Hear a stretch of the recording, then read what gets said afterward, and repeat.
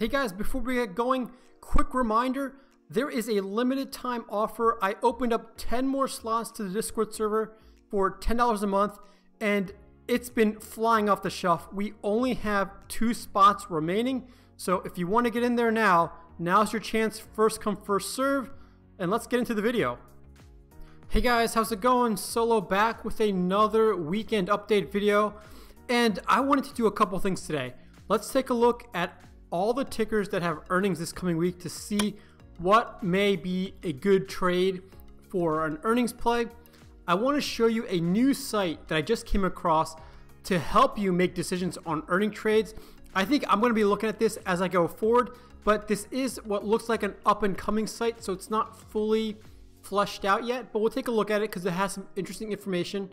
And then I'm going to end the video by telling you what play I'm actually looking at making for this coming trading week. So let's get right into it. So here's the Earnings Whispers stock graph, or I should say, for earnings plays that are coming up this week. And some notable ones, we have McDonald's that's actually going to be pre-market before the market even opens tomorrow, so might be a little bit too late to get in on that. Workhorse is another big stock that has been popular on certain forums lately. You know, it's just one of those other EV meme tickers. Workhorse, Nikola, Neo, Tesla. These things are really just taken off, but I don't know why. I mean, I know Workhorse, I believe they have some sort of tentative agreement with the United States Postal Service, but I haven't really heard much about that in the past few weeks or months. So I'm not sure what's going on there, but it is one that is on my radar. I'm not saying that I'm going to trade it. I have actually never traded Workhorse, but just making note of it. Beyond Meat is also Monday after close. You have Novavax, which could be a vaccine play. Tilray may have a good earnings. I'm not sure because a lot of the election-related run-up has become kind of a great thing for MJ stocks right now, which Tilray is. And so we might not see a pump maybe until the next quarter. But just off the rumor mill right now, Tilray and other MJ stocks have gotten a good pump. Here's good old Nikola. I don't even want to talk about Nikola because it's just, I would be shocked if Nikola does anything besides go down after Monday. I would be shocked. What else do we have going on? So Norwegian Cruise Lines, that's probably going to get hit pretty hard too because other cruise lines have said that they're not going to sail, I don't think, until 2021 at the earliest now. I think they've shut it down for the rest of the year. But we also have Corsair. They recently IPO'd just a few weeks ago. They have earnings coming up on Tuesday morning before market. Rocket, I know some of my viewers have been trading RKT. Datadog is one of those tech plays. You have Lyft.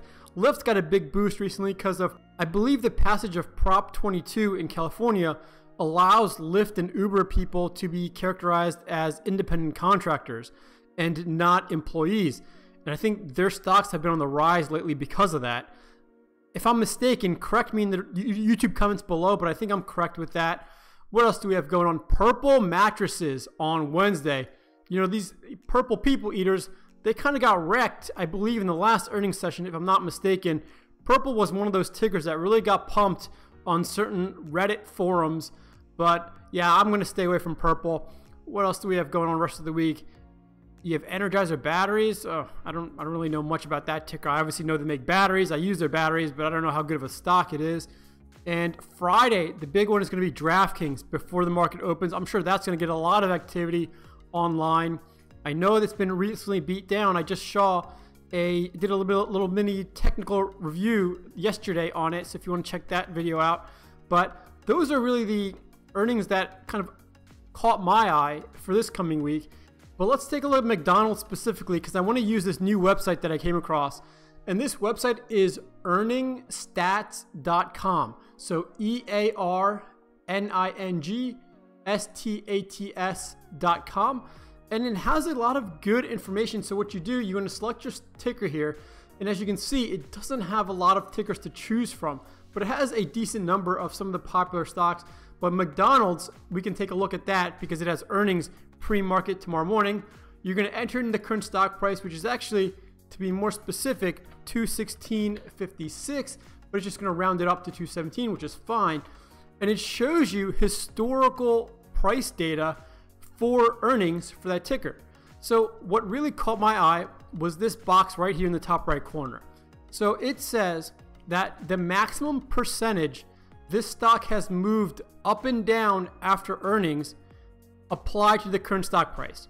So basically, if we look at the historical movement of McDonald's from earnings, whether it was up or whether it was down, it creates a price range of basically the percentage movement that it thinks, or the range of share prices that the stock is going to trade between.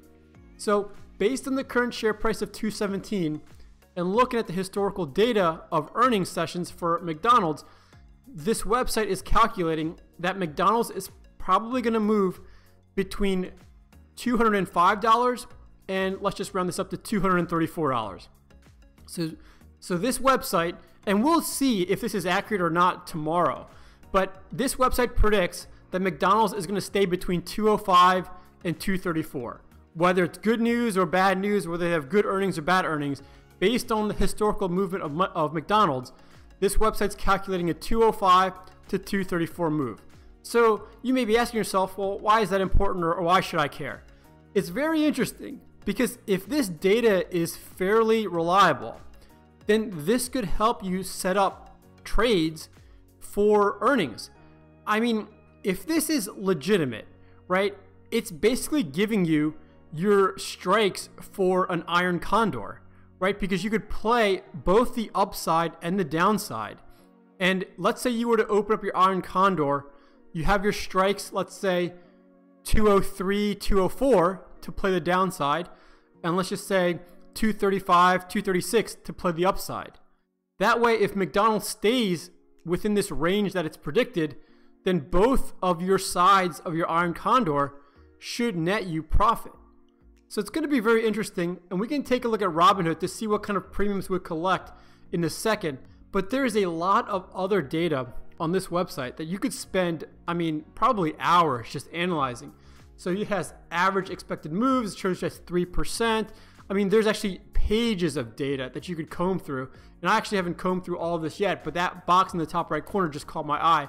I mean, it even breaks it down by quarter. So you could say the expected move by quarter looks like quarter one and quarter four are more volatile moves than, let's say, quarter two. So right now we're looking at quarter three data because we are currently in quarter four. So it's just interesting. And it actually shows you this bar graph here that says the blue line, or the blue graph, I should say, is the average expected move is 3%. However, the actual expected move, or I should say the actual move, is only 1.6%. So this tells me that the data actually overestimates, or has been overestimating, the actual move. So that makes me feel even more confident in that this price range is probably an overestimate of what the price range actually is for McDonald's. But let's just keep these numbers in mind, basically 205 and 234, and let's go to the Robinhood platform to see what kind of premiums you could have collected. So here we have Robinhood. Let's just take a quick look at the yearly graph. So very similar to the rest of the market, we had peaks, we sold off because of the illness, we rallied back, we kind of set all-time highs, and we had a little bit of a dip in the month of October. Nothing too out of the ordinary based on what the overall market was doing. But let's take a look at the options chain on McDonald's, because I don't think the options are that liquid, but I think they're decent. So let's just see if we wanted to make an options trade. Let's say we wanted to open an Iron Condor for this Friday. Obviously, these are going to be using numbers that were attributable to Friday's trading, right? Because this is the weekend, so these numbers are not going to update over the weekend, and they're going to change when the market opens. But just for an example, let's just say we're going to open up an Iron Condor and play the data that was shown to us on earningsstats.com.